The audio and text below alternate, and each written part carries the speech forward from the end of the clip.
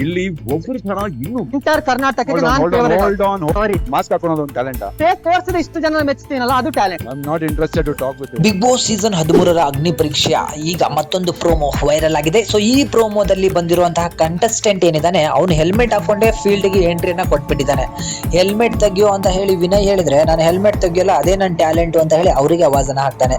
ಅಷ್ಟೇ ಅಲ್ಲ, ಇದಕ್ಕೂ ಮೊದಲಾಗಿ ಇನ್ನೊಬ್ರು ಬರ್ತಾರೆ ಹೇಮಲತಾ. ಸೊ ಹೇಮಲತಾ ಅಂದ್ರೆ ನಿಮ್ಗೆ ಯಾರಿಗೂ ಕೂಡ ಗೊತ್ತಾಗ್ಲಿಕ್ಕಿಲ್ಲ, ಇಂಗ್ಲಿಷ್ ಸಾಂಗ್ ಗಳನ್ನ ಹಾಡ್ತಾರೆ. ಅದಕ್ಕೂ ಮಿಗಿಲಾಗಿ ಇವರು ಕೀರ್ತಿ ENT ಕ್ಲಿನಿಕ್ ನಲ್ಲಿ ಬಂದ ನಂತರ ಸಿಕ್ಕಾಪಟ್ಟೆ ವೈರಲ್ ಆದಂತಹ ಒಂದು ಹೆಣ್ಣು ಮಗಳು ಅನ್ಬೋದು. ಸೊ ರೈತ ಮಹಿಳೆ, ಅಪ್ಪಟ ರೈತ ಮಹಿಳೆ.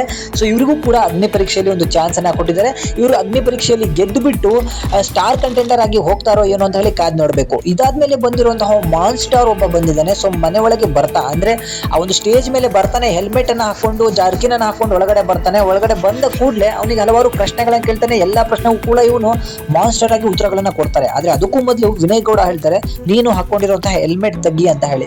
ಅದು ತೆಗಿಯೋದಿಲ್ಲ ನಾನು ಅಂತ ಹೇಳಿ ಹೇಳ್ತಾರೆ.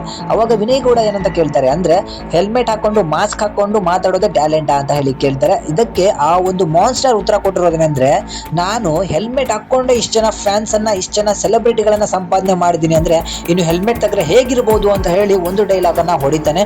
ಆಗ ಅಲ್ಲೇ ಕೂತಿದ್ದಂತಹ ಜಡ್ಜಸ್ ಆಗಿರ್ಬೋದು, ಹಾಗೆ ಸಂಗೀತ ಎಲ್ಲರೂ ಕೂಡ ಒಂಥರ ರಿಯಾಕ್ಷನ್ ಕೊಡ್ತಾರೆ, ಇವನೇನು ಇಷ್ಟು ದೊಡ್ಡ ಬಿಲ್ಡಪ್ ತಗೊಳ್ತಾವನೆ ಅಂತ ಹೇಳಿ. ಬಟ್ ಅವ್ನು ಯಾರು ಅಂತ ಹೇಳಿ ಖಂಡಿತವಾಗಿ ಗೊತ್ತಾಗಿಲ್ಲ. ಮತ್ತೆ ಇನ್ನೊಂದು ಮಾತನ್ನ ಹೇಳ್ತಾನೆ, 3 ತಿಂಗಳಲ್ಲಿ ಇಡೀ ಕರ್ನಾಟಕನೇ ಗೆಲ್ತೀನಿ ನಾನು ಅನ್ನೋ ಒಂದು ಕಾನ್ಫಿಡೆನ್ಸ್, ಆದ್ರೆ ಓವರ್ ಕಾನ್ಫಿಡೆನ್ಸ್ ರೀತಿಯಲ್ಲಿ ಮಾತಾಡ್ತಾ ಇದ್ದಾನೆ. ಏನೇ ಆಗ್ಲಿ ಸ್ಟೇಜ್ ಮೇಲೆ ಇವನ ಮುಖ ರಿವೀಲ್ ಅನ್ನ ಮಾಡ್ತಾ ಇದ್ದಾರೆ. ಬಟ್ ಅವ್ನು ಯಾರು ಅನ್ನೋ ಒಂದು ಕನ್ಫ್ಯೂಷನ್, ಕ್ಲಾರಿಟಿ ಎರಡೂ ಬೇಕು ಅಂದ್ರೆ ನಾವು ಬಿಗ್ ಬಾಸ್ ಎಪಿಸೋಡ್ ಅನ್ನ ಭಾನುವಾರ ನೋಡ್ಲೇಬೇಕಾಗತ್ತೆ. ಸೊ ಇವ್ರು ಯಾರಿರ್ಬೋದು ಅಂತ ಹೇಳಿ ನಿಮಗೆ ಒಂದು ಗೆಸ್ ಅನ್ನೋದು ಇದ್ರೆ ಅದನ್ನ ದಯವಿಟ್ಟು ಕಮೆಂಟ್ ಮುಖಾಂತರ ತಿಳಿಸಿ.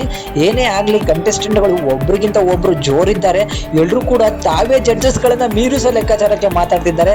ಇದಿಷ್ಟರಲ್ಲಿ 60 ಜನರನ್ನ ಸೆಲೆಕ್ಟ್ ಮಾಡಬೇಕು ಅಂದ್ರೆ ತುಂಬಾ ಕಷ್ಟಪಟ್ಟಿರ್ತಾರೆ. ಆ 60 ಜನರಲ್ಲಿ 6 ಜನರನ್ನ ಸೆಲೆಕ್ಟ್ ಮಾಡ್ಬೇಕಂದ್ರೆ ಇನ್ನೂ ದೊಡ್ಡ ಕಷ್ಟ ಆಗಿರ್ತದೆ. ನೋಡೋಣ ಅಲ್ಲಿ ಕೂತಿರುವಂತಹ ಜಡ್ಜಸ್ಗಳು ಯಾವ್ಯಾವ ರೀತಿಯಲ್ಲಿ ಹೇಗೆ ಯಾರ್ಯಾರನ್ನ ಸೆಲೆಕ್ಟ್ ಮಾಡ್ತಾರೆ ಅಂತ ಹೇಳಿ. ಇನ್ನೇನು ನಾಳೆ ಒಂದೇ ದಿನ, ನಾಡಿದ್ದು ಎಲ್ಲರೂ ಕೂಡ ಬಿಗ್ ಬಾಸ್ ನ ಅಗ್ನಿ ಪರೀಕ್ಷೆ ವಿಡಿಯೋನ ಡೈರೆಕ್ಟ್ ಆಗಿ ಕಲರ್ಸ್ ಕನ್ನಡದಲ್ಲಿ ನೋಡಬಹುದು ರಾತ್ರಿ 9 ಗಂಟೆಗೆ. ಏನೇ ಆಗ್ಲಿ ಮಾನ್ಸ್ಟಾರ್ ನ ನೋಡ್ಲಿಕ್ಕೆ ನಾನು ಕೂಡ ಕಾತರನಾಗಿದ್ದೇನೆ.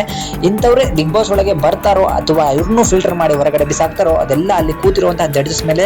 ಇನ್ನೊಂದು ವಿಡಿಯೋನು ಕೂಡ ವೈರಲ್ ಆಗ್ತಾ ಇದೆ. ವಿನಯ್ ಗೌಡ ಹಾಗೆ ಸಂಗೀತ ಇಬ್ರು ಕೂಡ ಜಗಳ ಆಡ್ತಿರುವಂತದ್ದು. ಸೊ ಇಬ್ರು ಟ್ರೋಲ್ ಮಾಡ್ತಾ ಇದ್ದಾರೆ ಜನ, ಎಂತೆಂತ ಕಂಟೆಸ್ಟೆಂಟ್ ನ ಹೊರಗಡೆ ಕಳಿಸ್ತಾ ಇದ್ದಾರೆ ಹಾಗೆ ಹೀಗೆ ಅಂತ ಹೇಳಿ. ಅದಕ್ಕೆ ಒಂದು ಕ್ಲಾರಿಟಿ ಆಗಿ ವಿನಯ್ ಗೌಡ ಹೇಳ್ತಾರೆ, ಎಲ್ರೂ ಕೂಡ ಈಗ ಜಸ್ಟ್ ಪ್ರೋಮೋನ ನೋಡಿ ಈ ರೀತಿ ಜಡ್ಜ್ ಮಾಡ್ತಾ ಇದ್ದಾರೆ. ಸೊ ಎಪಿಸೋಡ್ ಅನ್ನ ಫುಲ್ ನೋಡಿದಾಗ್ಲೇನೆ ಗೊತ್ತಾಗತ್ತೆ ಎಪಿಸೋಡ್ ಅಲ್ಲಿ ಏನ್ ನಡೆದಿದೆ, ಏನ್ ನಡಿಬೇಕಿತ್ತು ಅನ್ನೋದು. ಸೊ ಇದರ ಬಗ್ಗೆ ಎಲ್ಲರೂ ಕೂಡ ಕಾತರದಿಂದ ಕಾಯ್ತಾ ಇದ್ವಿ. ಬಿಗ್ ಬಾಸ್ ಶುರು ಆಗ್ಬೇಕು, ಆಮೇಲೆನೆ ಎಲ್ಲದಕ್ಕೂ ಕೂಡ ಒಂದು ಎನರ್ಜಿ ಅನ್ನೋದು ಬರೋದು ಅನ್ನೋದು ನನ್ನ